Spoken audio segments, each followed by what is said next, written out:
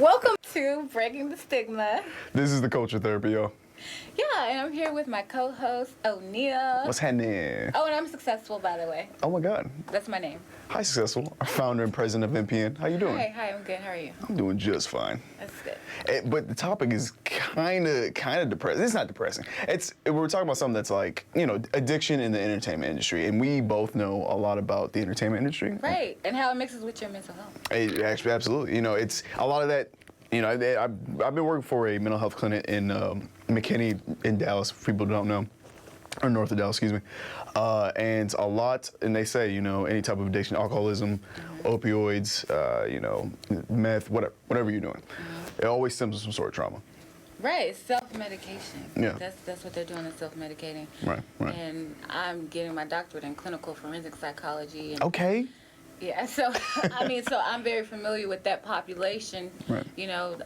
People being addicted because of self-medicating, you know? Right.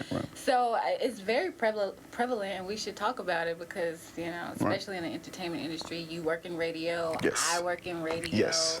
I'm in LA, so I see that a lot out here, people who don't, reach the goal that they have or their dreams and aspirations, they become depressed, and what do they turn to, Yeah. What do you think, what's the correlation between being in entertainment, like TV, radio, and, the weird prevalence of drugs being abused in that specific industry?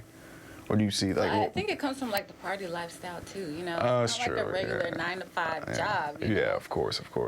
Yeah, I guess, yeah, you're absolutely right. I mean, people don't know. And I think that I don't know if that's the word, we misjudge a lot of our, celebrities and things like that. Mm-hmm. And we're like, oh, they had it all. Why they throw their life away, blah, blah, blah. People don't get, man, so for example, you're an up-and-coming artist, and, you're booked for tours, you got interviews, you got showcases you got to do, blah, blah, blah. You have to be at the radio station. I mean, they're booked, and people don't realize they are booked for the year. Mm-hmm. They have something to do every single day, and on top of that, they had to keep their brand up. Mm-hmm. And we're going to talk about mostly, hip hop here.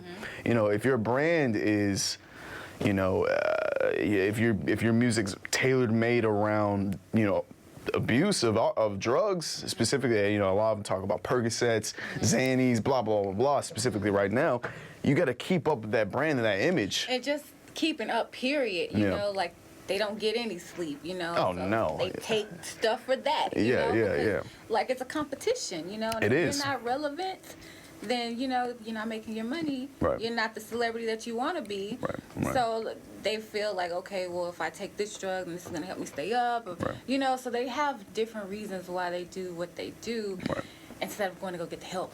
Yes, and that's actually the funny thing. It's that whenever they they're with their booking manager or their just their manager in general, and they try to tell them, hey, I think I should take some time off to do to go through therapy or group therapy, things like that. You're like, no, you have to be on tour. You have 5 shows to do in the next month. What are you doing? And that's hard. It's money. Beyonce, she actually said she took some time off for her mental health. Did she? Yeah. When was this? This was maybe a couple months ago. She actually came Good out for her. and said that. Yeah. Yeah, man. That's important, man. And I don't want to be a Debbie Downer, but I want to name off just a few celebrities that unfortunately succumbed to overdosing in their substance abuse. Of course, we know the most recent one was Juice WRLD died of Percocet overdose after consuming them to avoid police. Mac Miller, which that one hit me, man. I love Mac Miller. I love his music, and he was at the pinnacle. I mean, was it Swimming?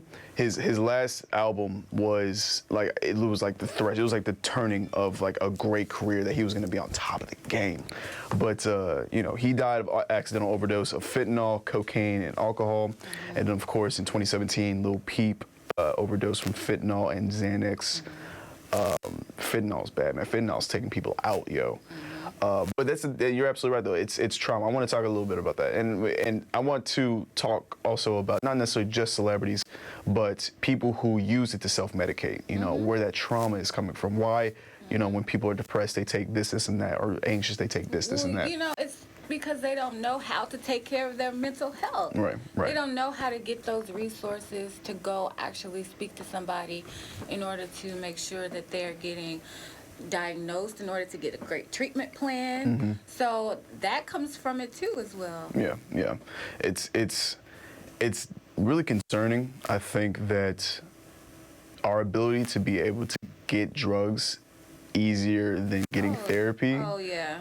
that's kind of scary. Right, yeah. I mean, that's honest. That's really what it is. It's the accessibility. Excuse me, the accessibility of getting drugs. It's easier. So easy. It's ridiculous. Yeah. You know, and you know, and not even, you know, more minor drugs like marijuana or alcohol. I'm talking about, you know, the easy accessibility of getting cocaine. I work with kids at it's a VITA program for juvenile youth. Okay. At the sheriff police department, and I have a kid that told me that she's depressed, but she was telling me all these different medications that she take, and I'm like, how do you get these drugs? Yo, yes. Her friends. Yeah. Yeah, she's like in 8th grade. No, I 150% believe you. Same thing. I sit down sometimes with our substitute. Shouts out to Exalt Healthcare. That's the mental health clinic that I work for. Our IOP group, our adolescent mood IOP. Some of the kids also share that you know, some of the substances they take, and ranges from 13 to 17. Hey, man, like, you're absolutely right. Like, these kids they'll get you know, prescribed to, say, Adderall. Oh yeah. And they'll get That's high, a big one right now for them. huge. It's, guys, it's speed. Adderall is speed. I don't think people realize it's speed. It's an amphetamine. It has the same, as very similar components to meth. That's what, I don't think people really realize that. That's how close it is to relation to it, and that, you know, like I said, this kid, you can get a bottle of Adderall, and they start selling it to their friends. They do. They did. And I'll be completely honest. I got Adderall in college. It was very easy to get. Very easy to get. People were passing them out like it was candy, because, you know, unfortunately, I think that America is being over prescribed. We really are. Now we're cracking down. There is laws cracking down on psychiatrists and doctors and primary care doctors, but it's still, that's where the opioid crisis came from. It's over the counters, easy to get to. You know, and I want to ask you, just, you know, in your own personal experiences in life, you know, and you being in LA. I mean, I'm in Dallas. Dallas is not huge on entertainment. You're in LA. Like, it's the pinnacle. You know, what maybe, I don't know if you want to share, or is there any experience that you've seen that where you're like, whoa, like, this is what people talk about when like they say, like, celebrities do this and that. Like, well, I mean, just like I said, I see a lot of people that's like trying to be actors. I got a lot of friends that moved out here that wants to be an actor, an actress, you know, so they're working these jobs that they really don't want, like, you know, doing Uber, or, you know, being a waiter or waitress, you know, things like that. And they're constantly saying how hard it is, how depressed they are. Like, they don't know, how do you get to, you know, their next job. They're always waiting on the next job, you know? Right. So I can see where that depression comes from. Like, you don't want to give up on your dream, no matter what it is. Yeah, you know? right. Like, you moved out here. A lot of them are not from here, you know? So they moved out here, left family and friends in order to pursue a dream. And maybe their family and friends think, oh, they're in LA, they're doing well, you big know? things, big ups, And that's not actually the case. No. You know? No. So, yeah, I can see where the depression comes from. Yeah. And then there's when the self-medicating comes. Right, Instead of, you know, trying to get those resources. Because, like you said, it's easy to go get, you know, the drugs instead of finding a therapist to go talk to, you know? Right. And let me just say, yo, it's hard. I hate when people try to underplay the difficulty of being an artist and being an actor and actress. Right. You know, it's so tough to get to the point where people are buying your music or buying your art, or booking you for, you know, to be an extra or that. Actually, our engineer right now, Chris, he was just telling me about how, you know, some people make a living just doing extra work. But how difficult it is to move around, like you said, like, you're constantly booked, you're constantly out there. How do you prescribe? How do you self-medicate? And like you said, it's easy just to go get some coke. It's easy to go get some heroin. It's easy to go get some marijuana, of course, in California. But, you know, that's a problem, and like you said, it all comes back all the way down to getting therapy. Right. Get you some therapy. Right. It's okay to talk about it. And, you know, now people are starting to talk about therapy. Yeah, yeah. You know, and I hate that, I say this, I hate that it's trendy right now. I hope this is something that sticks. I see what you're saying. Yeah. I see what you're saying. Like, I hope it is something that sticks because it's needed. Just like you need to go get your checkups every year. You need to make sure, you know, everything is right internally with your organs and things. You need to make sure your brain, your mental health, like, that's also taken care of. Just because you're talking to a therapist doesn't mean you're crazy or something is wrong. Yeah, yeah, We yeah. all need to have that outlet. Right. You need to talk to somebody, and your friends, you know, they may care about you, but they can't always give you the best advice because they're going through their own issues. Right. Do you think, now, just kind of reeling it back into the entertainment industry, do you think that specifically hip hop right now is influencing our youth to be desensitized to substance abuse? Yeah, that's the media in general. Like the You think it's music. media in general? Oh yeah, TV, I believe you. Like even the news, like you see people getting killed every day. It's not a shock anymore. Yeah, you're numb to it almost. Yeah. Man, yeah, and actually, why I said, because we have a couple real straight facts, man, and some of these are ridiculous. Some of these are like really scary, kind of. But I got these from Pew Research and various other news sites, and I can post them if you guys want to see where the articles came from. But you know, drugs are present, and this is what it says about just music in general, the music industry, that drugs are present in nearly half of all music videos, including 35% alcohol, 10% tobacco, and 13% illicit drugs. One drinking scene is shown on television every 22 minutes. Wow. One smoking scene every 57 minutes, and one illicit drug scene every 112 minutes. Wow. We're becoming, like you said, we're becoming almost conditioned to be okay to be around illicit drugs, Right. to have a drinking problem. Like I know a lot of my friends who are alcoholics that don't know they're alcoholics. Right, they don't know it. They call themselves, I'm a social drinker.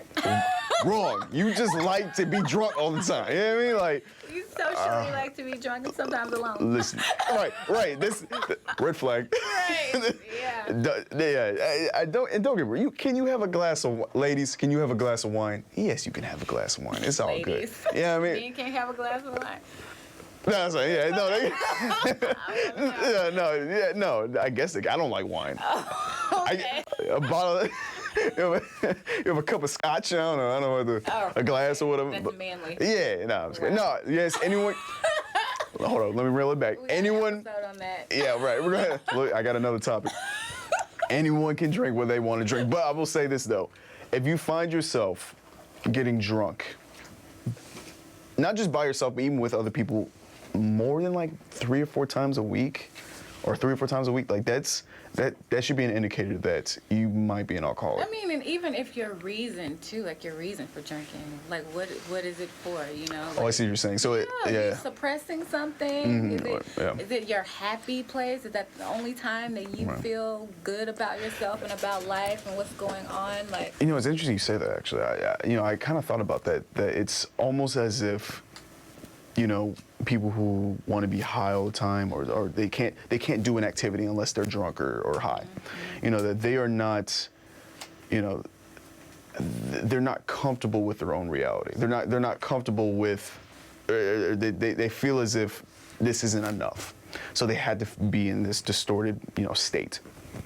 And that, you know, I think it's sad that we had, you know, with addiction, how it really takes hold. And this is what people really need to realize. Yes, addiction is a disease. It is. It's clinically a disease. And I get it. Is it a choice? Yes. At a certain point, you did make a choice. I get it, blah, blah, blah, blah. But your brain will start, and I didn't know this, you can die from alcohol withdrawals. yeah, withdrawals are serious. I did not know you could die from alcohol withdrawals. But that told me I knew it. Your body gets so used to these chemicals. It's used for survival. And if you can't have those chemicals, then you can't survive because the addiction is so serious. Right. Yeah. That was I learned that at the clinic. Incredible to me. And that really made me realize, like, yeah, okay. yes, like this is not just they can't make a choice. This is that it actually has a hold on their brain. Right. At a certain point, it's not a choice anymore. Like, you need this to function, to survive, because that's what your body has been taught at this point. Yeah. And yeah, are some people more susceptible? Yes. But those who are not, and that's what's scary about it, some people are, I mean, they might, you know, you're at a party, blah, blah, blah, and then, like, your body's like, hey, like, do this, you know, do this bump of coke with me or whatever, you know, and, you know, some people can do it, and they're fine. They're not really susceptible to that addiction. Addiction gene. Yeah. Exactly. And then you'll do it once, and your brain immediately just endorphins and dopamine just shoot out, and your brain needs it, it wants it, has to have it. And then it gets to the point where it's no longer choice, like you said. It's now that it's almost like you need it like water. Girl, give me some, hold up. Give me, What's that? Wait a minute. Wait a minute now. Yeah, hey, it's only this. What episode is this? It's not written here, guys. Yeah, no, right. We ain't looking at it. God, we're lame. But not. Yeah. Oh, okay. Founder and president. Oh, wow. But no, yeah, man. It's one of those things that I think people don't realize is that it gets to a certain point where these people are trapped within their mind. And the only way, it's not the only way, because some people really do need psychiatric services. Like some people really need Suboxone or Vivitrol, whatever. But it has to be, I personally believe it has to be in tandem with some sort of therapy. Of course. Has to. Of course. Has to. Of course, your mindset, the way you think. Yeah. Like that's cognitive therapy, which Right. helps you change your thought process with how you think. So Right. yeah, that's very, very important. Right. You have to relearn like all of this stuff over again. Like, because you've been telling yourself for so long, I need this, I need this. Not only do you feel it because of your body, but you've also been telling yourself this too. So yeah, you have to have therapy in order to get through it. Right. And you know, I think that in terms of entertainment, where could we begin to allow? And I know they need therapy, but it's kind of hard. I see it from the other side. I see it like if I'm a touring band or yada yada yada, they don't have time. They would and say that's how you say you're not at the Beyonce level where she can take off, or Rihanna. She's not bringing out any music anymore. She don't need to. You know what I mean? She's rich. But what if I'm a touring band? I'm making good money, but I know if I stop touring, you know, that could be it. That could be my career. Yeah. I think this is definitely a conversation that needs to be had. One thing that we're doing at MPN, we're going to have a fundraiser, but the event is called Music Matters. So what we're going to do is have local artists come out and they're going to perform, but before they perform, they're going to speak about their mental health. And oh, that's awesome, man. Yeah, they're going to speak about, you know, what they're going through mentally and how they feel about this process of becoming an artist. Right. So they can decompress, you know, give them that moment to see that, okay, people understand that this is not you just trying to sell your mixtapes or trying to be on the radio. Like, this is, people are actually, they're gifted and talented, and this is their dreams and aspirations, and they put their lives into this, you know? Right. So, of course, they have a story. They have, you know, different things that they're struggling and going through, and they need to be heard. So we're giving them that opportunity to do that. That's actually an awesome idea. Yeah. That's you know, this industry, I know other industries need it as well, but like I said, like the entertainment industry is so, it's succumbed to substance abuse with alcoholism and opioid crisis and things like that, that is so needed. That's actually really awesome. I didn't know that. Yeah. That's really cool. But Make no. sure you're there. Oh yeah, it's gonna be in LA? Yeah. Okay, when is it gonna be? It's coming soon. Okay. Stay tuned, guys. Stay tuned.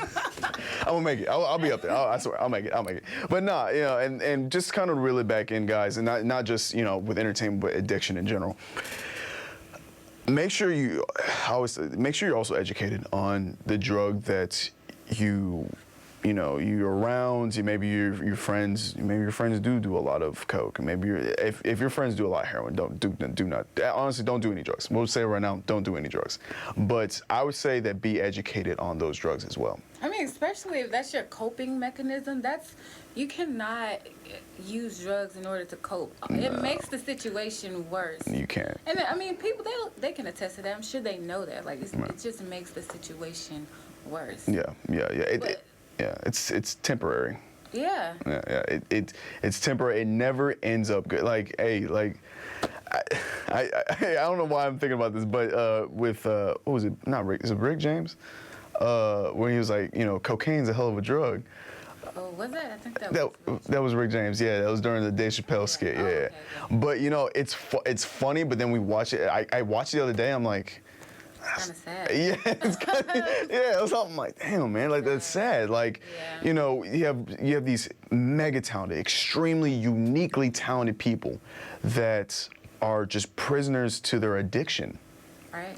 Whitney Houston, you know, Prince.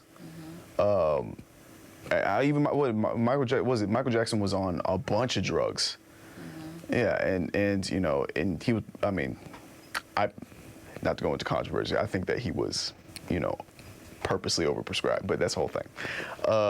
I'm just saying. I don't know. We can talk about that maybe another day, or even on my own personal podcast. I don't know. But anyways, but at the same time, you know, it's really sad to see really genius level people, you know, have to, and the society doesn't give them that backing, that platform to allow them to cope in a different way. And that's why I love about NPN is that it's that platform. That's what I was going to say. That's why I am glad we are here too, because we do give that platform and help people understand that there are other ways to cope and, you know, actually address these issues instead of going to drugs. Right.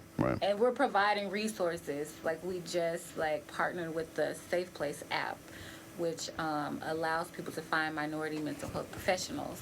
Because like we keep saying, what do people say? I don't find anybody that looks like me or understands me, you know? So we're able to give that to people. So no, I agree. That's why NPN is here. So Right.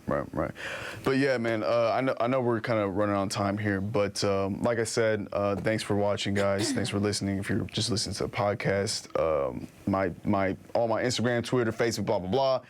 Real with O'Neal, Oneil. my real name is Successful. And then NPN's. So it's NPN_, for Instagram, the Minority Psychology Network, for Facebook, and All right, and like so we every episode, man, we're just starting, so we need feedback. Yeah.